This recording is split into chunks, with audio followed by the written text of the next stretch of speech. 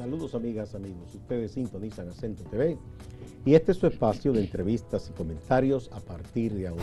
Hoy contamos con la grata presencia de un colaborador de Acento y un dirigente político muy conocido, Manolo Pichardo, de la dirección política del partido Fuerza del Pueblo, que lidera el expresidente Leonel Fernández.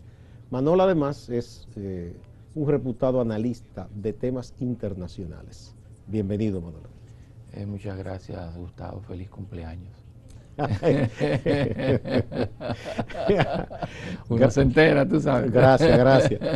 Bueno, estamos concluyendo un año muy singular, Manolo. Me gustaría que me des tu visión de un poco lo que ha ocurrido, digamos, para ver las cosas así un poco más concentradas en nuestro hemisferio, en las Américas, en este año. ¿Cuáles consideras tú que han sido los asuntos más trascendentales ocurridos este año que termina? Me sorprendes con la pregunta, pero te diría así, viendo lo que ha ocurrido así en sentido general, primero la pandemia, que como ha afectado al mundo, también ha impactado de manera negativa en nuestra región, y diría yo que es la región más golpeada por la pandemia. Sin duda, sin duda. Estamos liderando junto a Estados Unidos, digo, el continente, los países que tienen más niveles de contagio y de fallecimientos con relación a la pandemia. Pero esa situación también de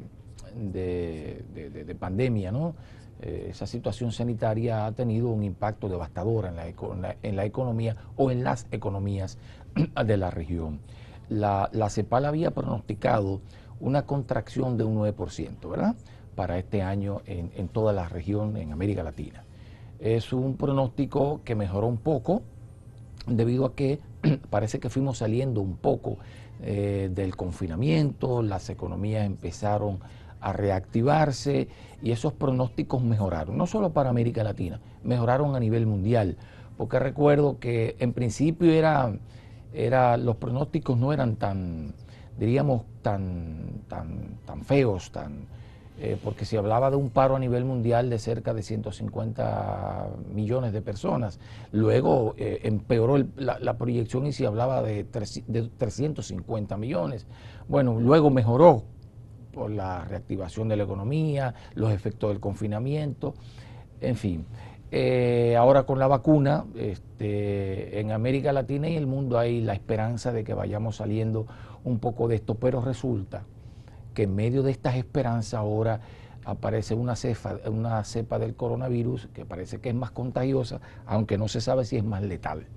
Entonces eso también está provocando nuevos confinamientos y no sabemos si América Latina va a ocurrir eso, pero sí ya está teniendo un impacto en lo relativo al turismo, porque donde aparece la cepa es Inglaterra. Entonces los vuelos desde Inglaterra hacia América Latina se están suspendiendo. Muchos países ya los han suspendido. Sí, casi en todo el mundo.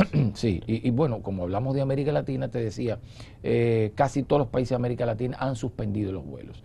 En República Dominicana específicamente, que en los últimos meses ya se había duplicado la presencia con relación a cuando inició la pandemia, ¿no? Se había duplicado, bueno, ahora se cierra de nuevo y la CEPAL anuncia que mejora un poco el pronóstico de la recuperación económica. Ya la contracción no sería de un 9.1%, sino de 5.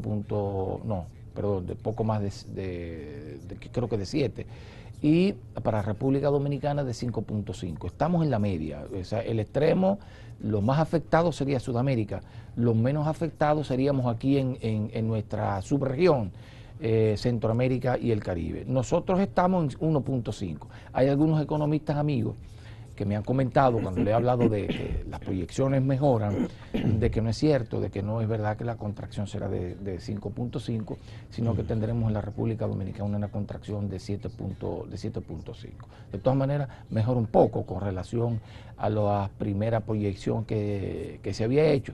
En todo caso, yo creo que hay muchas esperanzas, creo que la vacuna, según se dice, han dicho algunos científicos, sería eficaz con relación a la nueva cepa y por lo tanto ya han empezado a vacunarse las personas. En Estados Unidos hay 2 millones de vacunados al día de hoy, ya hay vacunas por doquier, distintas vacunas. O sea, Y Occidente Argentina tiene se como optó 4 por vacunas. una de las vacunas rusas. Sí, bueno, la Argentina. Sputnik 5, está Rusia, yo creo que está México también con ella, pero la vacuna china también está en el sudeste asiático, me parece, que la van... Hay muchas vacunas. Sí. Lo que quiere decir que probablemente el año próximo la economía global se va a dinamizar, no será una recuperación rápida, porque el daño ha sido severo en relación al tema de los mercados, en el tema de las inversiones, y todavía hay que empezar a recuperar la confianza en la economía global para que tengamos definitivamente un año, diríamos, no próspero, pero sino Entonces que nos la encaminemos hacia la pandemia recuperación. y su secuela principal, que fue el cierre de negocios y la crisis económica, ¿tú piensas que es uno de los temas fundamentales en este año que termina? Sí, porque mira, sí, pero también político. Sí. Porque la pandemia ha destapado muchas cosas que los medios de comunicación tradicionales ocultaban. La gran desigualdad, la ausencia del Estado. Porque, ¿qué ocurre? Después que inició aquel proceso de desmonte del Estado y dejar al mercado, ¿verdad? La ola esa que hubo de liberalismo económico. La ola neoliberal, ¿no? Que con pretensiones de achicamiento del Estado y que sea el mercado que gobierne. Todavía sufrimos la secuela de eso. ¿Y qué ocurrió? Bueno, la pandemia demostró que lo eficiente era el Estado, porque lo otro es ganancia, lo otro no está concentrado en el ser humano. Quien se preocupa por el ser humano es el Estado.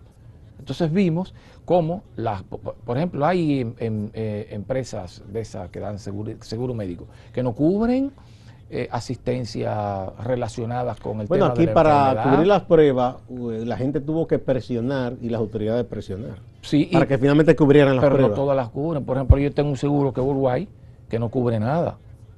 Y todas las pruebas tienen que ser... Y mira que es muy buen seguro ese. Sí, pero no la cubre. Entonces pareciera que están por encima de las leyes y las disposiciones del gobierno dominicano. No la cubren. Cuando se NASA, hasta el básico cubre todo. Entonces, eso ha destapado desigualdades, no solamente en países en vías de desarrollo, en Estados Unidos. No hay En mismo Estados caso. Unidos. En Italia fue dramático todo aquello. Sí, dramático. ¿Dónde funcionó mejor? Donde el Estado era más fuerte, ¿verdad? Donde las políticas sociales no habían sido abandonadas luego de aquella ola de privatizaciones y políticas neoliberales, y todavía seguían los estados, diríamos, protegiendo a los ciudadanos y las ciudadanas. Allí ha tenido menor efecto el tema de la pandemia. Por eso habrá cambios políticos importantes a partir de la pandemia. Vamos a poner un puntito ahí, sí, porque quería que fuéramos a eso, porque hubo unos acontecimientos políticos también que me gustaría que tú analices. Vamos primero a la pausa.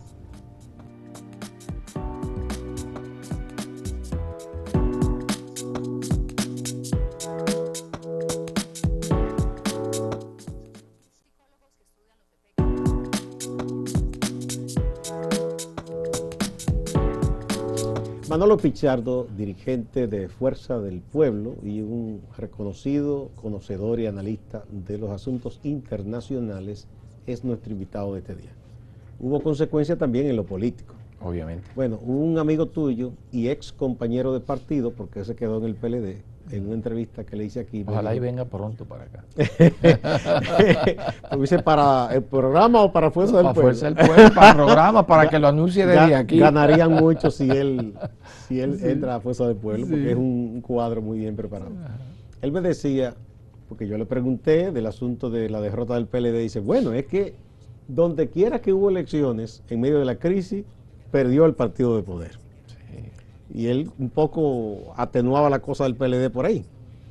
Los cambios que se han dado... Es más que eso. Sí, los cambios que se han dado en elecciones, las derrotas, los triunfos. Vamos a ver esa parte. Sí, mira, lo que pasa, como te decía en el segmento anterior, la pandemia ha destapado situaciones, no solo en América Latina, sino en el primer mundo, de una ausencia del Estado. Hace muchos años, desde que se empezaron a aplicar las políticas neoliberales, que el Estado empezó a desmontarse y dejar el mercado reinando, ¿no? En nuestras sociedades hubo una especie de desamparo. Acuérdate, desmonte de todas las conquistas sociales, era lo que planteaban las políticas neoliberales. Conquistas que tú sabes cómo se lograron, a base muchas veces hasta de sangre, ¿no? De muchos sacrificios. Aquellas luchas sociales por los derechos civiles, por los derechos políticos, todo aquello empezó a desmontarse. Y bueno, y con esta crisis sanitaria todo sale a relucir.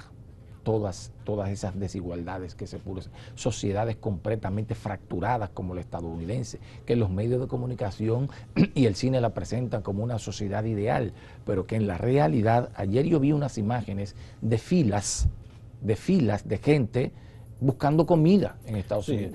Le llaman las filas del hambre. Pero hay muchísimos lugares donde hay mucha pobreza. Pero ningún medio se hace eco, ningún medio tradicional. Si tú ves una fila de 2 cuadras en Venezuela, es noticia de primera plana. Tú ves una fila de 1 kilómetro, como en California, de gente buscando comida, y eso no aparece en ningún medio. Entonces, es un problema también de ocultar lo que está ocurriendo en muchos países del primer mundo, donde a partir de esas políticas que fueron impulsadas, acuérdate, por Ronald Reagan y la Thatcher, aquellas políticas de carácter neoliberal, en el que desmontaron todas las fronteras arancelarias y pensaron que Estados Unidos iba a ser la gran maquinaria que iba a suplir de productos al mundo, ¿verdad? Pero que incurrieron en errores de cálculo, como aquello de la deslocalización de las empresas, que finalmente se favorecieron países emergentes como China o como la India, incluso como el propio México, aquí en nuestra región, que finalmente no lo aprovechó tanto como aquellos países asiáticos. Pero ha tenido un gran impacto México con el TLC. Sí, claro. Entonces, lo que quiero decir es que Estados Unidos, por ejemplo, este proceso electoral en medio de una situación de pandemia ha demostrado que Estados Unidos es casi una república bananera. ¿Tanto así? Pero estamos hablando de un presidente que antes del proceso electoral ya estaba denunciando que iba a haber fraude. Nunca en la historia de los Estados Unidos un candidato se había atrevido a denunciar un fraude y a llevarlo hasta las últimas consecuencias. Yo siempre menciono 2 eventos parecidos. El primero fue en 1960, en el proceso electoral entre John F. Kennedy y Nixon, ¿verdad? Un fraude que todos sabemos quién metió la pata. La mafia actuó en favor de Kennedy. Yo no tengo tanta información. Bueno, los historiadores señalan, muchos historiadores señalan que la mafia actuó en favor del candidato, porque todo el mundo sabe quién era el papá de Kennedy. Era un mafioso. Y todo el mundo sabe que el abuelo paterno de Kennedy era un corrupto que le quitaron la posición de representante porque incurrió en actos de corrupción. Dicen no que era vinieron nada, aquí, no era nada que santo. vinieron hasta Puerto Plata y van a Cuba a buscar ron en la época de la ley seca. Entonces, esas elecciones se dieron en el marco de esta situación de mafia y de cosas así. Y bueno, y Kennedy logró ganar las elecciones, unas elecciones cuestionadas en 11 estados. En 12 estados, pero no pasó de ahí. Nixon no se atrevió a ir más allá porque era una sociedad cohesionada en ese momento. No, y siempre hay como esa tradición de los políticos norteamericanos de no afectar su sistema. Claro, el sistema, ¿no? ¿Y qué ocurrió luego cuando Al Gore se enfrentó en 2000 con Bush hijo? Ocurrió lo mismo. Bueno, se dice que hubo un fraude en la Florida y él fue presidente por una sentencia de un tribunal mayoritariamente dominado por los republicanos. ¿Nombrados por quiénes? Bueno, Reagan nombró, creo que 2. Luego nombró... Bush padre nombró. Nixon nombró también. Porque son de por vida. Ahí, sí. Son de por vida. Sí. Y apenas había nombrado uno, creo que Clinton. O sea, había un republicano contra 6. Un demócrata contra 6 republicanos. La sentencia obviamente iba a favorecer al candidato del Partido Republicano. Pero Al Gore, una vez que se acepta esto y no insiste. No insiste. ¿Por qué? Cuidando el sistema. ¿Qué ocurre ahora? Aunque el sistema estaba quebrado en 2000, ya empezaba a quebrarse, no estaba quebrado en 1960, ¿no? Era el auge de los Estados Unidos, ¿no? Incuestionable el poderío estadounidense, pero ya para el 2000 sí empezaba a cuestionarse. Ahora en este proceso último ya se muestra un Estados Unidos con un poder, diríamos, hegemónico cuestionado. Ya no es un poder hegemónico, está en un proceso de un mundo que avanza hacia la multipolaridad. Ya Estados Unidos no impone ni siquiera a sus aliados sus deseos, empieza un distanciamiento contra sus aliados europeos, empieza incluso diferencias hasta con la propia Inglaterra. Entonces, con Inglaterra y con Francia, que siempre ellos han dicho claro, fue nuestro primer aliado, por aquello de la ayuda que dio Francia a la independencia. Sanciones comerciales a Francia, sanciones comerciales incluso a la propia alemana. O sea, ya empieza una situación de pérdida de hegemonía y de poder político en los Estados Unidos frente a sus aliados y al mundo. Entonces, en medio de esta situación, además una situación interna de completa ruptura social. No hay cohesión social en Estados Conflictos que se creían ya disminuidos, como todo el tema racial. Y vuelve y resurgen los problemas raciales, las diferencias de clases, ¿verdad? ¿Por qué? Bueno, porque hay una profundización de las desigualdades en los Estados Unidos a partir de las medidas de Ronald Reagan, que se han ido profundizando y agravando con las políticas neoliberales tanto de Bush como del propio Donald Trump. Entonces, ahí está, ese es el resultado. A mí me preguntan el otro día un programa, bueno, entonces todo se resuelve, ahora viene Biden. No, es que los hombres no resuelven los problemas sociales. Los individuos son el producto de un proceso político y social. No son ellos que generan los problemas. No, y los cambios no se dan por la voluntad de una persona, pueden encaminar procesos. Claro, Biden lo que tiene es un reto dificilísimo, por ejemplo, de reconciliarse con sus aliados a nivel internacional, de tratar de romper o de cohesionar la sociedad estadounidense. Pero eso no es fácil, porque se dan procesos internos que nada tienen que ver con el liderazgo de una persona o con el liderazgo de un partido. ¿Entiendes? Son procesos sociales a nivel global incluso, que están llevando a una recomposición geopolítica. Manolo, hubo también elecciones en otros países, Bolivia, República Dominicana, y se vislumbra que es posible que al señor Bolsonaro también lo echen en Brasil. Pero vamos a ver eso después de esta pausa.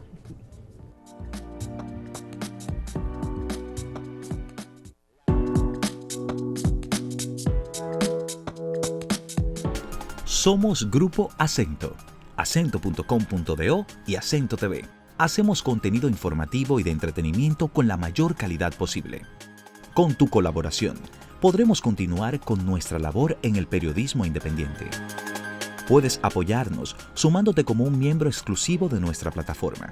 Solo tienes que ir al botón de unirse, que está justo al lado del de suscribirse, y ahí se desplegará la lista de colaboraciones.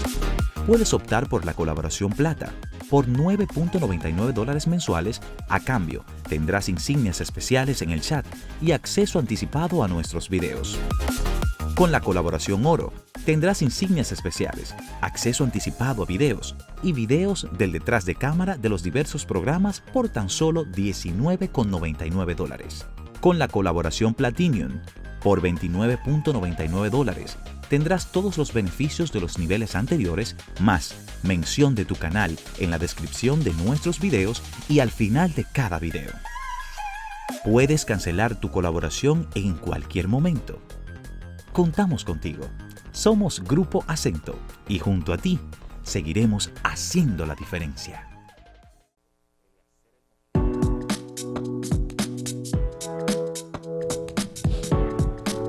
Muchas gracias por continuar a partir de ahora. Manolo Pichardo, nuestro invitado de hoy. Hubo cambios también en Bolivia. Así es. Y Evo Morales regresó como no se pensaba. Mucha gente entendía que ya... Y hubo cambios también en República Dominicana, entre otros países. Vamos a ver, ¿qué ocurrió en República Dominicana y en Bolivia para que se dieran esos cambios? Mira, y en Chile también con una protesta que llevara a un cambio de la Constitución. Todos los movimientos. Mira, ha habido cambios importantes en América Latina. América Latina se han venido produciendo cambios en los últimos años. Cuando arribaron al poder los gobiernos, digamos, progresistas, de los partidos progresistas, hubo cambios sustanciales en términos de crecimiento económico y de distribución más justa de la riqueza. Eso es un hecho innegable, ¿verdad? Que fue ocurriendo desde Brasil, con la salida de la pobreza de 40 millones de personas, o con lo que ocurrió en la propia Bolivia, que siendo el país más pobre junto con Haití, empezó un crecimiento sostenido económico con distribución también más justa de la riqueza. O lo propio ocurrió en Ecuador, también que hubo un crecimiento económico importante con un efecto derrame, ¿no?, en la sociedad. Bueno, pero todo esto creó un movimiento de las fuerzas conservadoras tradicionales de América Latina. Esta gente... Que se han envalentonado. Sí, esta gente hay que sacarlas del poder. Y entonces inventaron una serie de cosas, de estratagemas.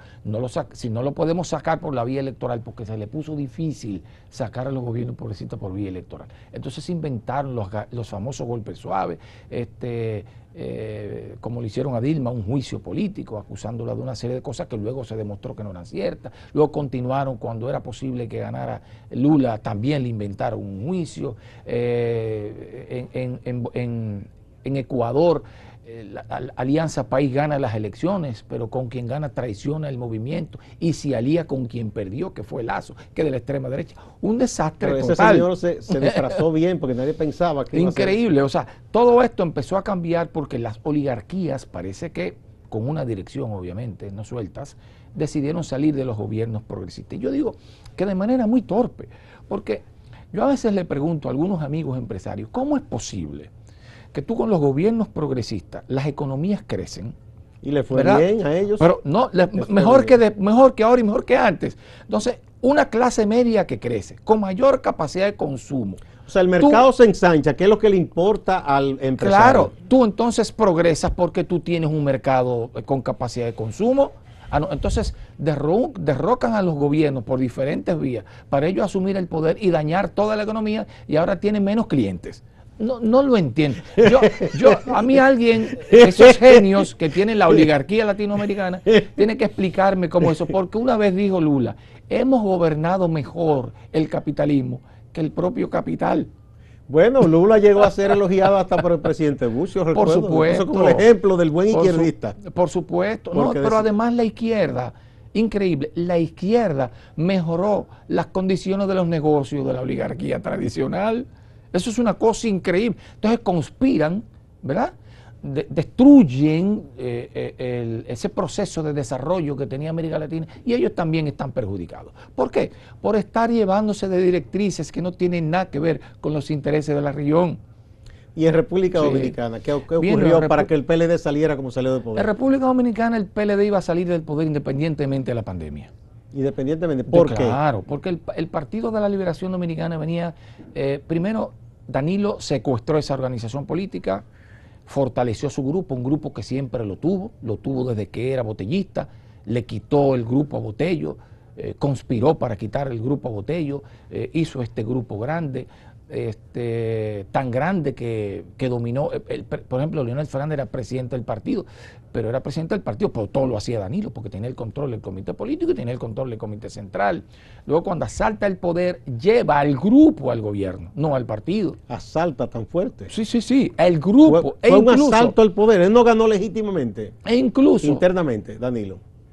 No, lo que pasa es que todos apostamos a él. Sí ganó legítimamente. Bueno, en las primarias, digamos, para que fuera candidato en el 12, todo el mundo lo apoyó. Todos los apoyamos. Todos los apoyamos. Y se daba como un hecho que iba a haber alternancia. Claro, porque todos los apoyamos. Y bueno, 2 periodos está muy bien. Bueno, los apoyamos. Luego, entonces, no solamente es que no favorece al partido y favorece a su equipo, sino que también golpeó a gente de su propia corriente, porque él se apoyó en sectores que él entendía que le iban a ser más fieles que los propios compañeros, porque él no perdonó que en 2007 Leonel Fernández le ganara las elecciones internas, porque él decía, en el celular, él exhibía el celular, yo tengo el partido aquí. Eso me dijo un dirigente. Yo soy el operador político. Me dijo un dirigente PLDista. Leonel no conocía a nadie. Que él le dijo eso con un teléfono. No, lo decía así. Parece que es verdad. Lo repetía.